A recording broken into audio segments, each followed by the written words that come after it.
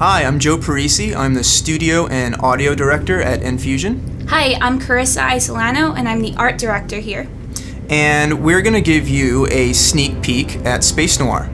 So let's get started. Our game is about Hal Markham, a bounty hunter working off the books for the galaxy's largest corporation, Syntax. What we're looking at here is his garage and home in Dig City. There's a lot to do here, but we're going to cover that another time. Yeah, so let's jump right into the action. What we're about to show is pre-alpha, so a lot may change or is work in progress. We're always trying to improve the game, so a lot may change for release.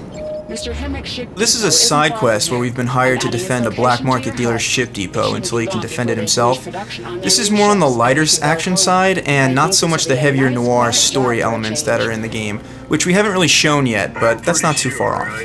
If you look in the top left corner, you can see our comlink for the game. Our comlink is where we display information such as different characters, different story objectives, or even just pieces of the environment that we want to show the player. What are you talking about? Where we are right now is on the surface of Argana, which is the blizzardy snow planet of our game. Our game has surface and space missions, so we're going to show you our surface mission today. Yeah, and what's really cool is as you play through the game, you'll be doing certain missions that will actually change the environment, and that will continue to be around when you come back and do later side quests and stuff like that. So it looks like we're almost at our objective here. That blue exclamation mark in the distance. Enemies. You can see on screen right now our radar pulse, which is really our answer to how to blend what the radar is doing into the game world so that we don't have to have this UI cluttering the screen or anything. It really keeps the player engaged in what he's doing. Yeah, we have these really huge environments and it really helps to navigate. You can see how nimble the ship is. We have it barrel rolling, doing 180s. It's really important for our game that not only you have strong offensive abilities, but really strong defensive abilities as well. We want lots of evasive maneuvers and being able to outmaneuver your opponents as opposed to just having stronger weapons.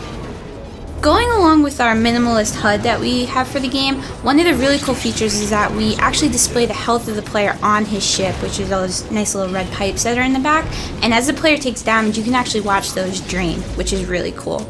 We also have a reticle that doubles as your primary, secondary, and utility display for information. So each piece of the reticle represents your blasters, your missiles, or your utility. Yeah, and of course, we're just showing blasters and missiles right now, but there's an entire arsenal you can equip. You can equip 2 weapons at any time, plus a third utility, which we'll give you an example of a little later, and they are all fully upgradable.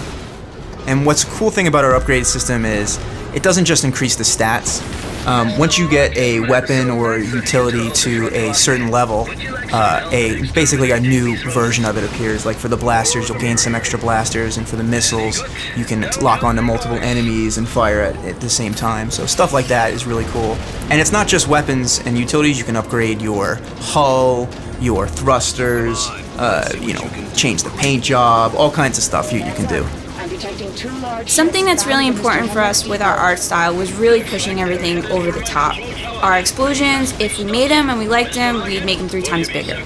Our blaster feedback is really big. You get a lot of feedback in our game, and it keeps the game really exciting. Yeah, I really like the way when you see it splashes off the mountains and different objects and stuff. It's awesome. So it looks like some new powerful enemies have appeared, these big guys over here.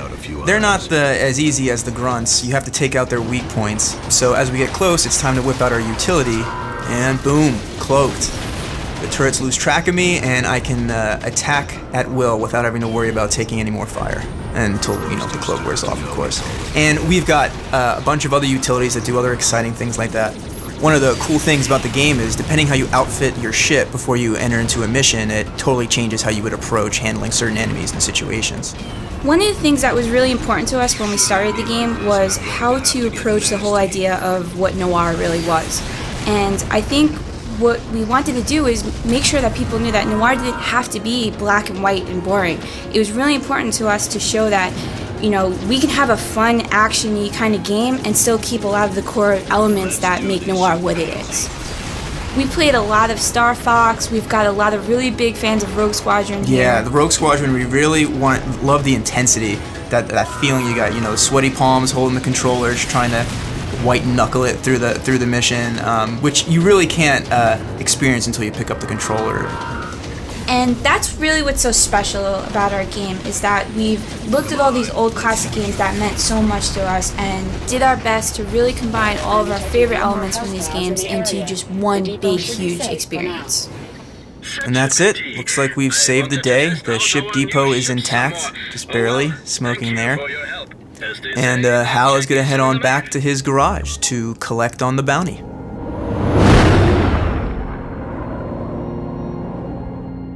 Alright guys, thanks for watching this sneak peek at a side mission from SpaceNoir. And hopefully you guys are excited to see more of what we're working on soon.